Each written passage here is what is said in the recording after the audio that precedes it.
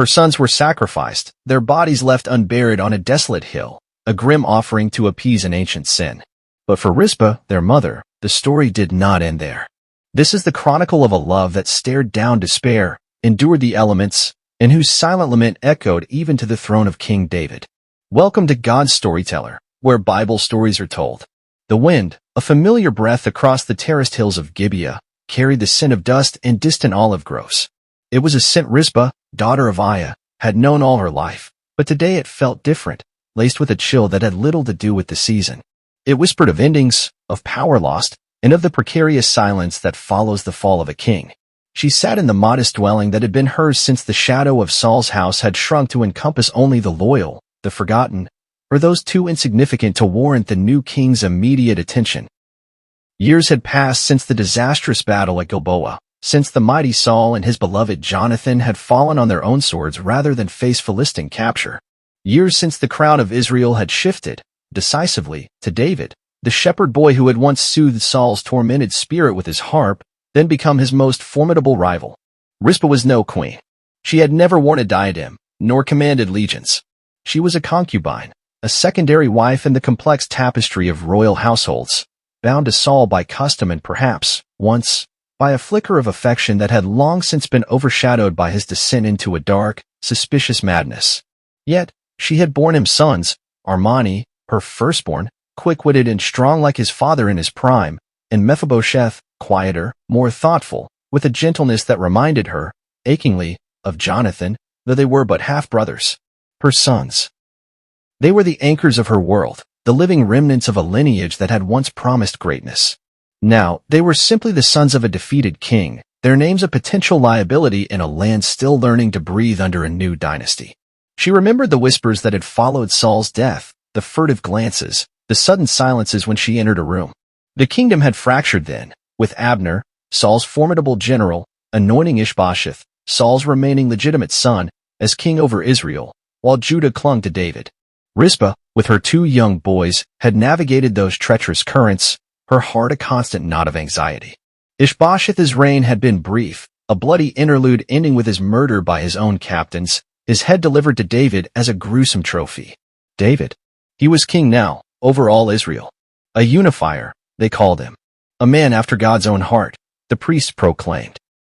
But to Rizpah, he was the man who had supplanted her master, the one whose rise had necessitated Saul's fall. She held no great animosity. The Lord gave, and the Lord took away kings as he willed. But a deep, instinctual fear for her sons persisted. They were of Saul's blood. In the brutal calculus of power, such bloodlines were often extinguished to prevent future claims, future rebellions. The incident with Abner still brought a flush of shame to her cheeks, even after all these years. Ishbosheth, weak and suspicious, had accused his own general of sleeping with her, Saul's concubine. "Why have you gone into my father's concubine?" he had demanded of Abner, the words striking Rizpah like a blow, though they were not aimed at her. It was a political accusation, a test of loyalty, a power play. To lie with the king's concubine was to lay claim to his throne, or so it could be interpreted. Abner, in his fury at the insult, had defected to David, hastening Ishbosheth's demise. Rizpah had been a pawn in their deadly game, her name, her body, a pretext for men's ambitions. She had endured it, as she had endured so much, with a quiet, stoic dignity. Her concern had been, and always would be, her sons. To protect them, she would have borne any shame, any hardship. Now, in the seeming peace of David's established reign, a different kind of unease settled over her. It was the quiet before a storm she could not yet name. Armani and Mephibosheth were young men, strong and capable. They kept their heads down, tilled the small plot of land that sustained them, and avoided the intrigues of Jerusalem. But the whispers never entirely ceased. Sons of Saul, some would murmur, their eyes lingering a moment too long. Rizpah would draw them close, her love a fierce, protective shield. "Remember your father's courage," she would tell them, "but learn from his mistakes. Walk humbly, serve the Lord, and trust in his mercy." But mercy, she knew, was a rare commodity in the world of men and kings. And the sins of fathers, she was beginning to fear, often cast very long, very dark shadows upon their sons. The wind rustled the dry leaves outside her door, and Rizpah shivered, though the air was not cold. It was the premonition of a sorrow yet to come, a sorrow that would dwarf all she had known before. Years unspooled like thread from a loom, each one weaving a pattern of fragile peace over the land of Israel. David's throne in Jerusalem was secure, his kingdom expanding, his name celebrated in song and story. For Rizpah, living in the quiet hills of Benjamin with Armani and Mephibosheth, these years brought a semblance of normalcy, a gentle rhythm to their days that almost allowed her to forget the precariousness of their lineage. Armani, inheriting his father Saul's imposing stature, had grown into a capable farmer, his hands calloused but skilled. He managed their small ancestral plot with a quiet diligence, coaxing barley and olives from the terraced soil.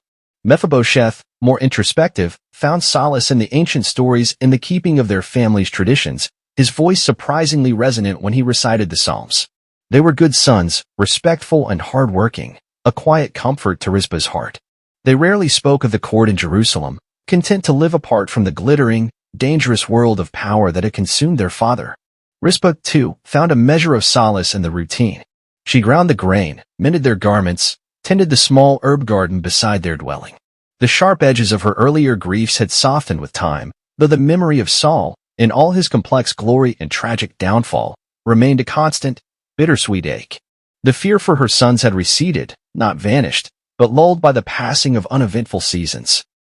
David, it seemed, was content to let the surviving remnants of Saul's house live in peace, so long as they posed no threat. Then, the rains failed. The first year, it was a worry, a tightening in the belly as the cisterns ran low, and the spring crops withered before their time. The old men spoke of such droughts in their youth, offering prayers and small sacrifices at the local high places, though such practices were frowned upon by the priests in Jerusalem. Rizpah and her sons rationed their stores carefully, their conversations often turning to the skies, searching for any hopeful sign. The second year, the worry deepened into a gnawing anxiety. The sun beat down relentlessly on the parched earth. The streams dwindled to trickles, then vanished altogether, leaving behind cracked, sun-baked beds. The barley harvest was meager, the olive trees yielded little. Hunger began to stalk the land, its gaunt shadow falling even upon the once prosperous households of Benjamin. Whispers of desperation, of families selling their meager possessions for a handful of grain, reached even their quiet homestead. Rizpah's prayers became more fervent, her heart heavy for her sons, for her people. By the third year, the anxiety had become a palpable dread. The famine was a cruel, unyielding vice, crushing the life from the land and its inhabitants. The sky remained a merciless, brassy dome. The earth was dust. The faces in Gibeah were gaunt, etched with despair. Children cried with hunger, their small bodies weakened. Even the hardy desert wildlife grew scarce. It felt as if the very blessing of God had been withdrawn from Israel. News traveled slowly, carried by weary travelers and anxious merchants, but it eventually reached them. King David in Jerusalem was deeply troubled. He had fasted, he had prayed, he had sought the counsel of priests and prophets. And finally, the word came, a chilling echo from the distant past, a divine pronouncement that sent a fresh wave of fear through Rizpah's heart.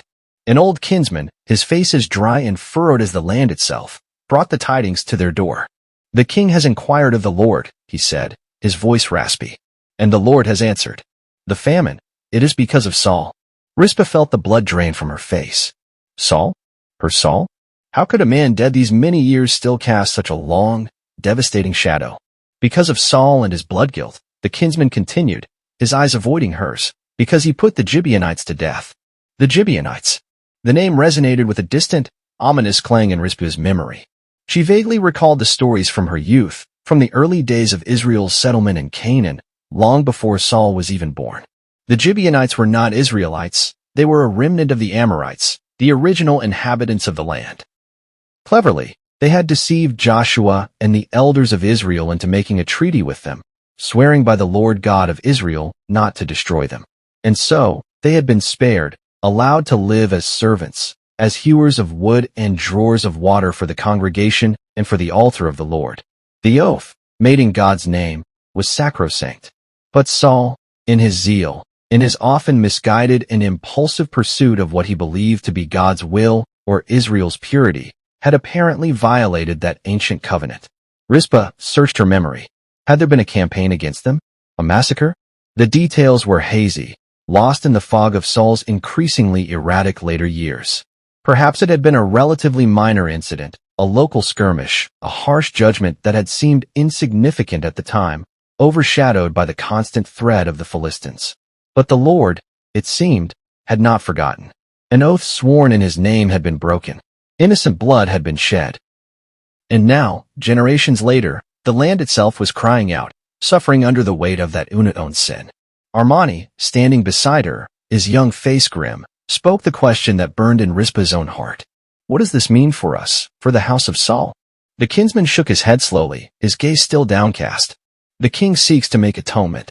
He has sent for the Gibeonites to ask them what they require, that he may do it, and bless the inheritance of the Lord, that the famine may cease. Rizpah felt a cold dread, colder than any desert night, seep into her bones. Atonement.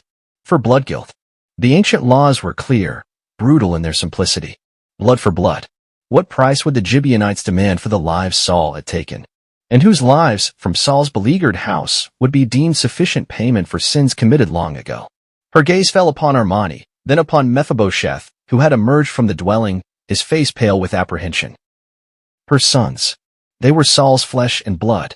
The weight of old sins, their grandfather's sins, was suddenly a crushing, terrifying burden, threatening to engulf them all. The fragile peace they had known was shattering, and the whispers in Gibeah were about to become a roar. The air in Gibeah grew thick with a dread that was almost tangible.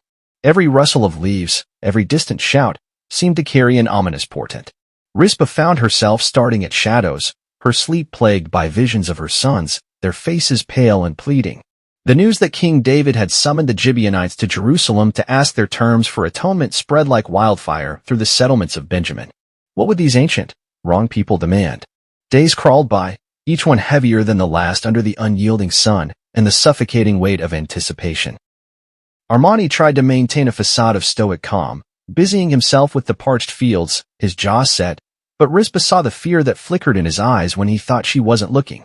Mephibosheth grew quieter still, his gaze often distant, as if searching the horizon for an answer that never came. Rizpah tried to comfort them, to speak words of faith, but her own heart was a stone in her chest. Then, the messengers arrived from Jerusalem. Not to their humble dwelling directly, but to the elders of Gibeah, Saul's own town. The summons was for the house of Saul, or what remained of it. Rizpah knew, with a chilling certainty, that the news would be grim. She waited with her sons in the oppressive heat of their small courtyard, the silence broken only by the buzzing of flies and the frantic beating of her own heart. When the elders finally approached, their faces were masks of sorrow and grim duty. The Gibeonites have spoken, one of them, an old man named Eleazar who had served Saul in his youth, began, his voice heavy. King David asked what they would require, that he might make atonement and lift this curse from the land. He paused, and Rizpah had to clench her hands to stop them from trembling. They said, "It is not a matter of silver or gold between us and Saul or his house, neither is it for us to put any man to death in Israel." A tiny, fragile flicker of hope ignited in Rizpah's breast. Not death? Could it be that simple? A fine, a restitution of property? But Eleazar's next words extinguished it like a cruel wind. The king pressed them further. "What then do you say that I should do for you?" And they replied to the king, "The man who consumed us and planned to destroy us, so that we should have no place in all the territory of Israel, let 7 of his sons be given to us, so that we may impale them before the Lord at Gibeah of Saul." The chosen of the Lord. 7 of his sons. Impaled. Before the Lord. At Gibeah. Saul's own town. The words were like hammer blows, each one driving a spike of ice into Rizpah's soul. The Gibeonites sought not wealth, but blood vengeance, a ritualistic execution to appease their ancestors, and, they believed, the offended deity. The king, Eleazar continued, his voice barely a whisper now, has agreed. Rizpah swayed, and Armani's strong hand shot out to steady her. No, it could not be. Her sons. But he has spared Mephibosheth, the son of Jonathan, Saul's son, Eleazar added quickly, perhaps seeing the utter devastation on her face. Because of the Lord's oath that was between them, between David and Jonathan the son of Saul. A small mercy, then, for Jonathan's line. But what of her own? What of Saul's direct blood, the sons he had fathered with her? The list was read. Rizpah felt the world tilt, the ground rushing up to meet her. Armani, her firstborn, his name was called. And Mephibosheth, her gentle scholar, his name followed. Her sons, both of them.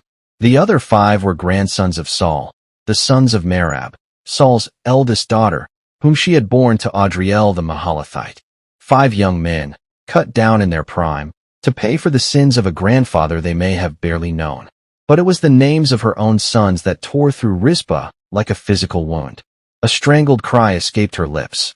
She lunged forward, her hands outstretched as if she could somehow shield her boys from this terrible decree. No, not my sons. They are innocent.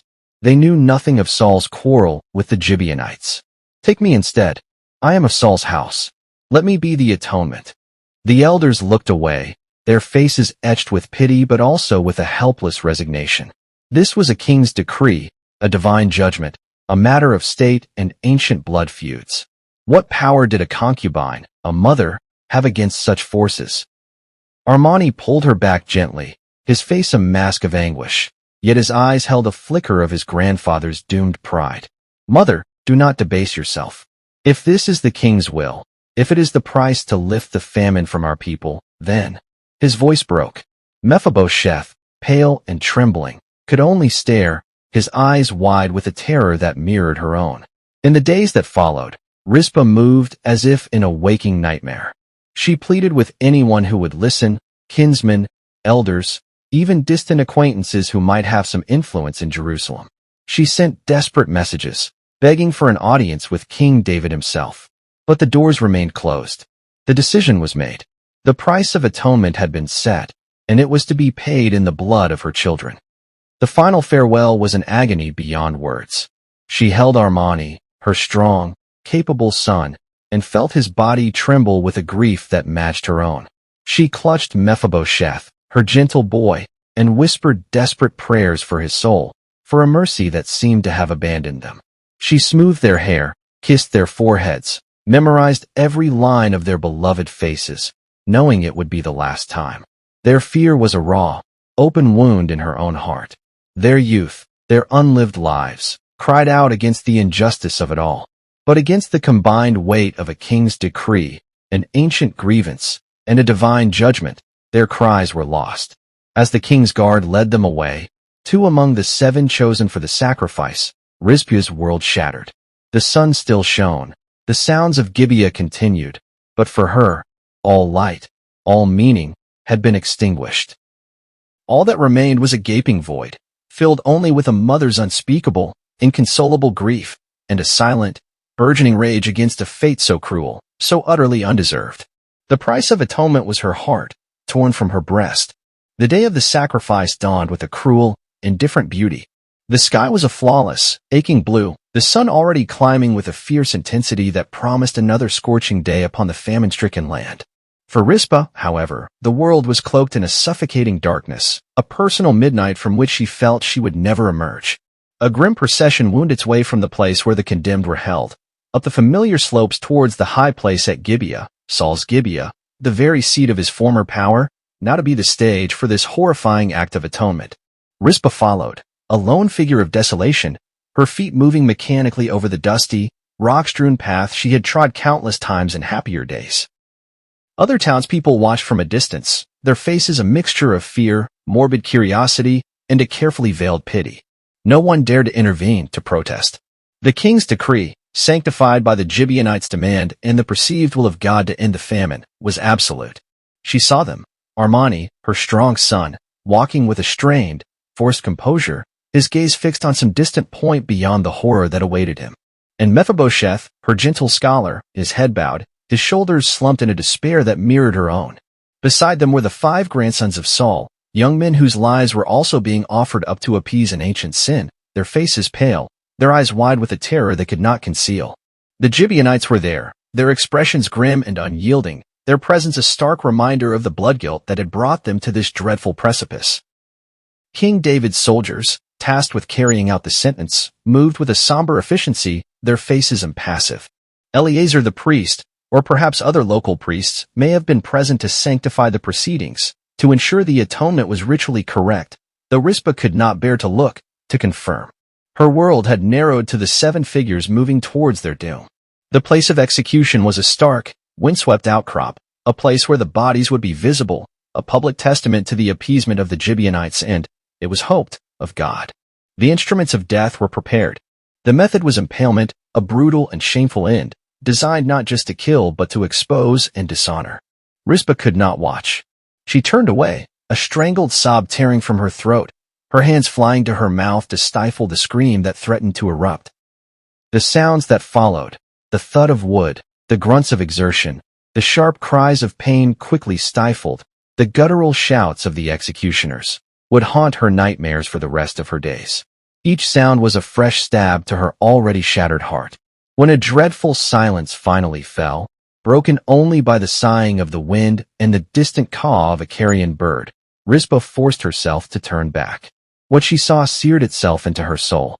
7 bodies, her sons among them, hung exposed against the stark blue sky, their forms already beginning to sag in the merciless heat. They were to be left there, unburied, a prey to the birds of the air and the beasts of the field, until the rains came as a sign that God's anger had been appeased and the famine broken. To be denied burial was the ultimate dishonor, a curse that extended beyond death itself. A wave of nausea washed over Rizpah. Grief, raw and savage, threatened to consume her. But then, through the haze of her agony, a new feeling began to stir, a fierce, primal instinct that transcended her own suffering. Her sons were dead. She could not save their lives. But she could not, allow their bodies to be so defiled. Their earthly vessels, the flesh she had borne and nurtured, deserved dignity, even in this most ignominious of ends. With a strength she did not know she possessed, Rizpah moved towards the gruesome sight. The soldiers, their grim task completed, were already beginning to withdraw. The Gibeonites watched, their faces still hard, but perhaps a flicker of something else, surprise, passed through their eyes as they saw her approach. She had little with her, only the rough sackcloth garment she wore as a sign of her mourning. Taking it off, or perhaps another piece she carried, she spread it upon a broad, sun-baked rock near the place of execution. It was a meager shelter, a pathetic claim against the vast indifference of the elements and the cruelty of men. But it was hers. It was her space of defiance, her testament of love. The sun climbed higher, its rays beating down with an almost personal malice. The air grew thick with the sin of death. Rizpah sank onto her sackcloth, her gaze fixed on the still forms of her sons. The vigil had begun. She would not leave them. She would guard their bodies, protect their honor, for as long as her own breath remained. This desolate hill, once the symbol of her family's power, would now become the altar of her unwavering, heartbreaking love. The first day bled into the first night, and Rizpah did not move from her rock. The sackcloth beneath her was coarse and unforgiving, the sun a relentless tormentor. As dusk began to purple the sky, casting long, mournful shadows from the 7 silent forms, a new set of predators emerged. The distant howl of a jackal, the rustle of unseen creatures in the sparse, thorny scrub, these were the sounds that heralded the night's desecration. But Rizpah was ready. Armed with nothing but a sturdy branch she had wrenched from a stunted acacia tree and a resolve forged in the crucible of unimaginable grief, she became a sentinel. Her ears, sharpened by sorrow and adrenaline, caught every whisper of movement. Her eyes, though blurred with unshed tears, scanned the perimeter of her macabre domain. When the first opportunistic jackal, emboldened by the sin of death, slunk too close, Rizpah leaped to her feet with a cry that was more animal than human, a raw, guttural sound of pure protective fury. She beat the ground with her branch, her shadow dancing wildly in the moonlight, a fierce, grieving Maenad guarding her fallen. The creature, startled by this unexpected and ferocious defense, yelped and retreated into the darkness. So it went, night after night.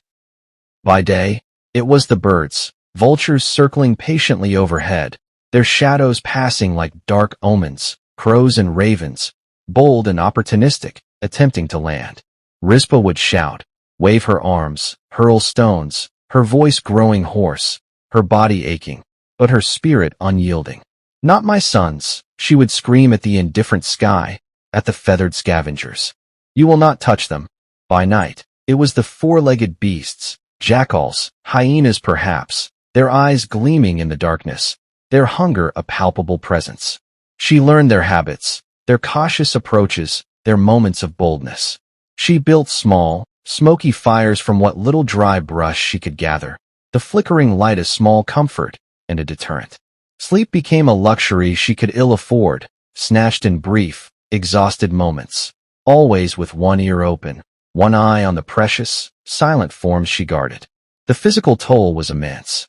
The sun blistered her exposed skin. The wind chapped her lips and filled her eyes with grit.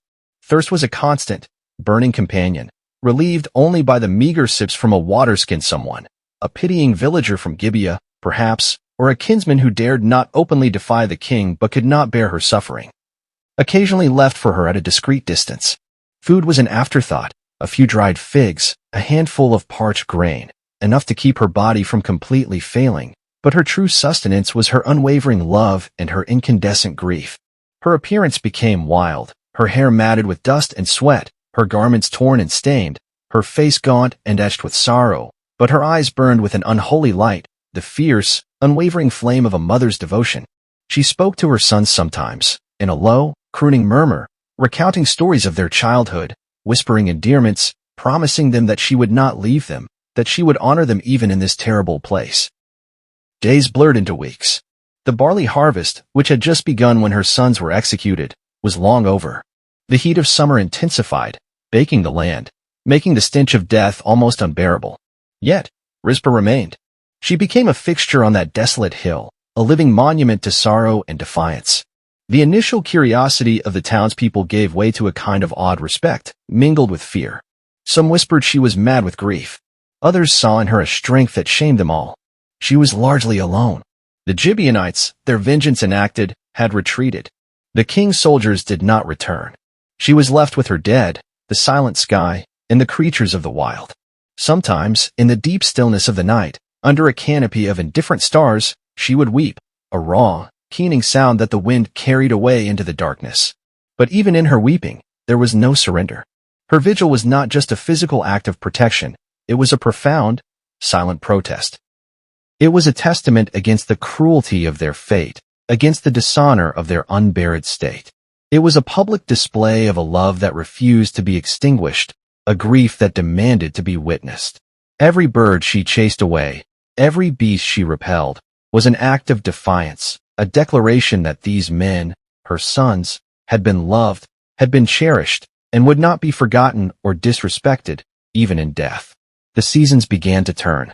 The oppressive heat of summer slowly gave way to the cooler nights of early autumn. Still, Rizpah watched. She had vowed to stay until the rains came, the sign of God's appeasement, the signal that the curse on the land was lifted. And so she waited, a solitary, heartbreaking figure, the guardian of the dead, her love a fierce, unwavering shield against the encroaching darkness and the gnawing teeth of oblivion. Her lament was not just for her sons, but for the brokenness of a world where such prices were exacted, where such sorrows had to be borne. The seasons ground onward with the slow, inexorable rhythm of the cosmos, indifferent to the small, heartbreaking drama playing out on the hill at Gibeah. The fierce sun of summer began to relent, its arc across the sky shortening. The nights grew cooler, carrying the first hints of the moisture that the parched land so desperately craved. And still, Rizpah watched. Her vigil, once a shocking novelty, had become an enduring, almost legendary spectacle. News, in ancient lands, traveled on the feet of men and the breath of rumor. Shepherds driving their flocks to new pastures, merchants on their dusty trade routes, kinsmen traveling between villages for festivals or family matters. They all passed within sight of Gibeah, or heard tales of the lone woman on the hill. The story of Rizpah, daughter of Aiah, the concubine of Saul, guarding the exposed bodies of her sons and Saul's grandsons, began to seep out from the desolate slopes of Benjamin and into the wider consciousness of Israel. At first, the accounts were likely fragmented, colored by the teller's own awe or pity. A woman, mad with grief, they say, lives among the dead on Saul's hill. She fights off the vultures like a lioness protecting her cubs. For months, she has not left them, not since the barley harvest. These whispers, carried on countless tongues, eventually found their way to the bustling courtyards and echoing halls of King David's palace in Jerusalem. David, a man attuned to the currents of his kingdom, a poet sensitive to the human heart despite the calluses of kingship, would have heard them. Perhaps a provincial governor, reporting on the state of Benjamin, mentioned the unsettling vigil. Perhaps a courtier, eager to share a strange and poignant tale, recounted it in the king's hearing. The initial reaction in the royal court might have been one of dismissal or even annoyance. The Gibeonite affair was a grim necessity, a closed chapter. 7 men of Saul's line had been sacrificed to atone for ancient sins, to lift a devastating famine.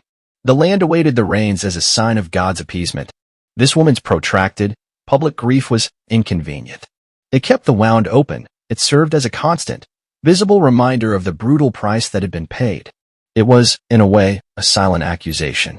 But the story persisted, and its details, when fully understood, were undeniably powerful. A mother, alone, defying nature and exhaustion for months on end, fueled by nothing but love and a refusal to see her dead dishonored. There was a raw, primal courage in it that transcended political calculation. Consider the Gibeonites themselves. Their demand for vengeance had been met. 7 lives for the lives Saul had taken. Did news of Rizpah's vigil reach them? Did it stir any sense of disquiet, any reluctant admiration for the mother of 2 of their victims? Or did they see it merely as the understandable, if extreme, grief of a defeated house? The scriptures are silent, but the human heart is complex. Perhaps even their hardened resolve, born of generations of grievance, felt a tremor. The people of Gibeah, Saul's own town, lived in the shadow of that grim hill. They saw Rizpah, a gaunt, spectral figure, day after day, night after night. Shame, perhaps, mingled with their pity. This was happening in their midst, a testament to their former king's sin and their current king's harsh justice. Some, moved by compassion, may have been the ones leaving a little water, a piece of bread, at a distance, their acts of kindness hidden, for fear of official disapproval. Within David's own court, opinions would have been divided.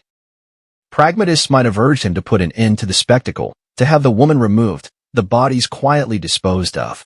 It was an unseemly reminder of a difficult decision. But others, perhaps those with a deeper sense of justice or a more poetic soul, might have been profoundly moved. Men like Joab, David's hardened general, might see only the folly of sentiment. But others, perhaps even David himself, a man who had known deep love and profound grief, a man who had once lamented so eloquently for Saul and Jonathan, could not have remained entirely untouched. The whispers were not just of a grieving woman, but of an injustice being perpetuated by the denial of burial. This was a deeply ingrained value in Israelite society. To leave bodies exposed was a curse, an offense not just to human dignity but to the land itself. Rizpah's vigil, in its silent, heartbreaking way, was highlighting a breach of this sacred custom, a breach sanctioned by the king himself in the name of atonement. David, the king, the warrior, the psalmist, the man chosen by God, was now confronted by the enduring power of a mother's love. Rizpah's silent lament, her unwavering watch, was becoming a louder accusation than any spoken protest. It was a challenge not to his authority, but to his conscience, to his understanding of what it truly meant to be a king who walked in righteousness before God and his people. The whispers from Gibeah were growing into a murmur that even the occupant of the throne could no longer ignore. The weight of Rizpah's grief was beginning to shift the scales. The reports from Gibeah, initially sporadic and perhaps dismissed as the exaggerations of provincial gossip, coalesced in David's mind into an undeniable and deeply unsettling truth. It was no fleeting display of a mind unhinged by sorrow. This was a vigil of extraordinary endurance, a testament of love so profound it bordered on the sacred, or perhaps the profane, depending on one's perspective. Rizpah, daughter of Aiah, had become a living embodiment of grief, her silent suffering a stark accusation against the calculus of kingship. David, for all the blood on his hands and the compromises inherent in his long and often brutal reign, possessed a poet's heart, a soul capable of profound empathy. He had known the desolation of loss, the death of his infant son with Bathsheba, the rebellion and tragic end of his beloved, misguided Absalom. He had penned psalms that plumbed the depths of human anguish and soared to the heights of divine communion. He understood, perhaps better than most rulers, the tenacious power of love and the enduring sting of grief. Rizpah's vigil was not a political threat in the conventional sense. She raised no army, incited no rebellion.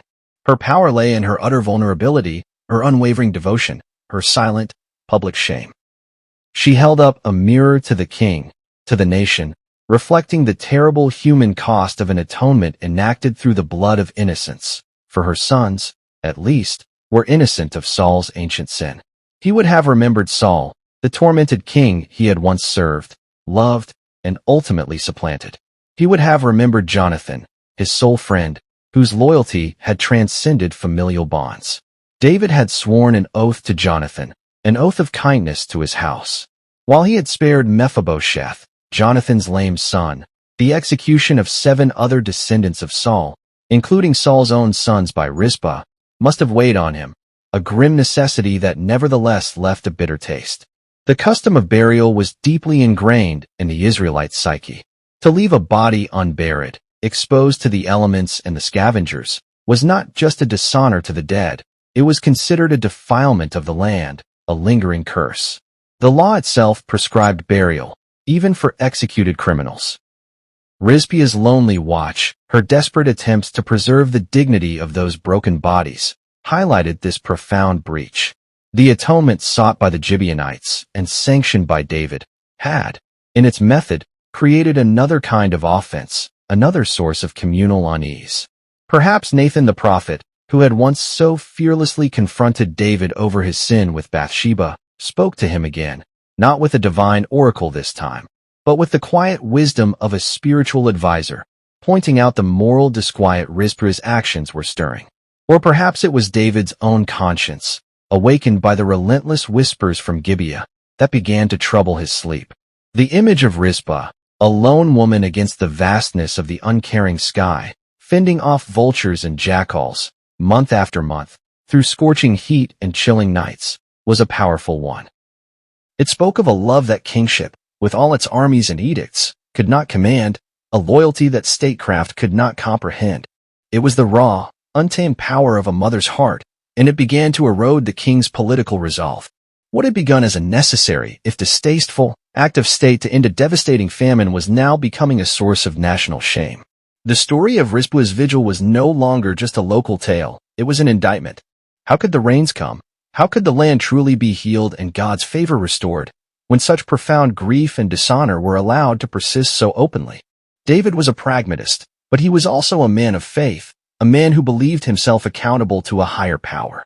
He had sought to do what was right to end the famine, to honor the Lord by respecting the Gibeonites' claim. But had he, in doing so, overlooked a more fundamental justice, a deeper compassion? The whispers had done their work.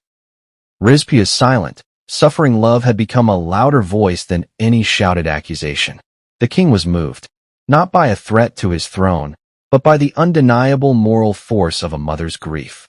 He could no longer allow this spectacle of sorrow to continue. The bodies on the hill at Gibeah, and the lone woman who guarded them, demanded a reckoning, a final act of closure that went beyond the mere letter of the law. A decision began to form in the king's heart, a decision to act, to restore dignity, and perhaps, in doing so, to find a measure of healing for his own troubled conscience and for the land itself. The royal decree, when it finally came, was delivered with the quiet authority that marked King David's more considered judgments. It was not a flamboyant gesture, but a directive born of a conscience stirred and a recognition of a deeper imperative. The famine had not yet broken. The rains still held back their blessing. But the king understood that the healing of the land required more than just the appeasement of an ancient grievance. It required the restoration of honor, the mending of a profound human wound. Messengers were dispatched from Jerusalem to Gibeah, not with threats or demands, but with a new, somber purpose. They carried the king's command.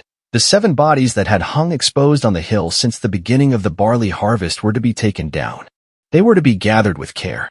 For Rizpah, the arrival of the king's men must have been a moment of bewildering, overwhelming emotion. For months, her world had been defined by this desolate rock, by the rhythmic cycle of vigilance and exhaustion, by the constant battle against decay and desecration. Her senses were attuned to the slightest rustle of a scavenger's approach, her body a shield against the indifferent elements. Now, strangers were approaching, not with malice, but with a purpose that signaled an end to her ordeal. Did she resist at first, fearing this was another trick, another layer of cruelty? Or did a profound weariness, a sense that her task was finally, impossibly, nearing its completion, wash over her? Perhaps she watched, gaunt and hollow-eyed, as the soldiers, with a deference that had been absent at the execution, began the grim task of carefully lowering the desiccated remains of her sons, Armani and Mephibosheth, and the 5 grandsons of Saul. The sight of their beloved forms, now so terribly altered by time and exposure, being handled with a semblance of respect must have been both a relief and a fresh agony. Her vigil had preserved them from the worst of the defilement, but the months had taken their inevitable toll. Yet, these were the bones she had guarded, the remnants of the lives she cherished. As the soldiers worked, Perhaps under the direction of a royal official, Rizpah would have finally allowed herself to collapse, the adrenaline that had sustained her for so long ebbing away, leaving behind an emptiness as vast as the desert sky. Her purpose, the singular focus of her existence for half a year, was fulfilled. She had kept her silent, terrible vow. She had not abandoned them. But King David's directive went further, revealing a more comprehensive vision of reconciliation and honor. He remembered another set of bones, another debt of honor long overdue. Years ago, after the disastrous battle at Mount Gilboa where Saul and his 3 eldest sons, including the beloved Jonathan, had perished, their bodies had been shamefully displayed by the victorious Philistines on the wall of Bethshan. It was the brave men of Jabesh-Gilead who had undertaken a daring night raid to rescue the bodies of their fallen king and his sons, bringing them back to Jabesh-Gilead and burying them with honor under a tamarisk tree. Now, David commanded that these remains too should be exhumed. The bones of Saul, Israel's first anointed king, and the bones of Jonathan, David's sworn brother in covenant, were to be brought from Jabesh-Gilead. It was a politically astute move, certainly, a gesture towards the still powerful tribe of Benjamin and the remnants of Saul's loyalists. But it was also, perhaps, a deeply personal act for David, a way to finally lay to rest the ghost of his tumultuous relationship with Saul and to honor the memory of the friend he had loved as his own soul. The gathering of all these bones, the 7 from the hill at Gibeah, and Saul and Jonathan from their resting place in Jabesh-Gilead, was a profoundly symbolic act. It was an acknowledgement of the tragic, intertwined fates of Saul's house. It was a statement that even in death, even after sin and retribution, there was a place for honor, for remembrance, for the ties of kinship and shared history. For Rizpah, witnessing or hearing of this broader effort to gather all of Saul's fallen kin must have brought a complex mix of emotions. Her personal grief for her sons was paramount, but to see their remains treated with such solemnity, to know they would be interred alongside their grandfather the king and their uncle Jonathan, would have lent a measure of dignity, a sense of belonging, to their tragic end. Her lonely, desperate act of love on the hill had, in its own way, catalyzed a larger act of national healing and remembrance. The bones were being gathered, not just as a prelude to burial, but as a fractured family being brought together, at last, in the silent embrace of death. The journey of the collected bones was a somber pilgrimage, a slow unwinding of tragedy and a quiet testament to a king's changed heart. From the desolate hill at Gibeah, where Rizpah's vigil had etched a portrait of unwavering love into the memory of the land, came the remains of Armani and Mephibosheth and the 5 grandsons of Saul. From Jabesh-Gilead, across the Jordan, where the loyalty of brave men had once defied Philistine desecration, came the honored bones of Saul himself, Israel's first, flawed king, and his noble son Jonathan. These disparate remnants of a fallen dynasty, once separated by circumstance, violence, and the passage of years, were now brought together under King David's decree. It was an assemblage of sorrow, a gathering of ghosts from a turbulent past, all converging towards a final, shared resting place. Rizpah, her own strength nearly spent, but her spirit strangely unburdened now that her watch was ended, would have followed this solemn procession, or at least its final stages, her presence a silent, potent reminder of the impetus behind this extraordinary act of royal contrition. The destination was Zelah, in the land of Benjamin, the ancestral territory of Saul's tribe. There lay the tomb of Kish, Saul's father, a sepulchre carved into the rocky landscape, a place where generations of their family had been laid to rest. It was fitting that Saul, despite his tragic end and the divine rejection of his kingship, should return to the earth of his fathers, to lie among his own people. And it was profoundly significant that his sons and grandsons, even those whose deaths had been a brutal act of atonement, would share that honor. The burial itself would have been conducted with a solemnity that befitted the house of a king, however fallen. The bones, carefully wrapped in linen, perhaps anointed with what meager spices could be afforded in a time of famine, were committed to the darkness of the family tomb. Priests may have officiated, offering prayers for the departed souls, for the healing of the land, for the reconciliation of past grievances. David himself might not have been present. His attendance could have been seen as a political misstep or a personal hypocrisy by some, but his decree had set these events in motion. His will had provided this final measure of dignity. For Rizpah, This moment must have been the culmination of her long and agonizing ordeal. To see her sons, Armani and Mephibosheth, laid to rest not as exposed criminals, but within the honored tomb of their grandfather, alongside the very founder of their royal line, was a vindication beyond words. Their names would not be cursed, their bodies not forgotten to the elements. They were home, gathered to their kin. The shame of their execution was, in some measure, redeemed by the honor of their burial. She would have stood, a gaunt figure still draped in the rough sackcloth of mourning, but perhaps with a flicker of peace, a profound weariness settling into her bones now that her terrible task was done. The wind that had once seemed to mock her grief on that exposed hilltop now perhaps whispered a different tune through the ancient olive trees surrounding Kish's tomb, a song of rest, of closure. The scriptures record a simple, profound outcome to these events, and after that God responded to the plea for the land. The proper burial of Saul and his descendants, the honoring of the dead, the mending of this tear in the fabric of justice and custom, these acts, catalyzed by Rizpah's unwavering love, were seemingly what was needed to fully appease the divine displeasure. The long, devastating famine began to recede. The skies, for so long a brassy, unforgiving shield, finally wept tears of mercy upon the parched earth. Life, tentative and fragile, began to stir anew in the fields of Israel. The tomb at Zelah became more than just a burial place. It became a symbol of a complex king's capacity for compassion, a testament to the enduring power of a mother's love, and a quiet acknowledgement that even in the harsh codes of ancient justice, there was room for mercy and the restoration of honor. Saul's line had been decimated, his royal house had fallen, but in this final act, facilitated by the unlikely courage of his concubine, a measure of dignity was restored, not just to the dead, but to the living who remembered them. Rizpah had not just guarded bodies, she had, in her own way, helped to heal a wound in the soul of her nation.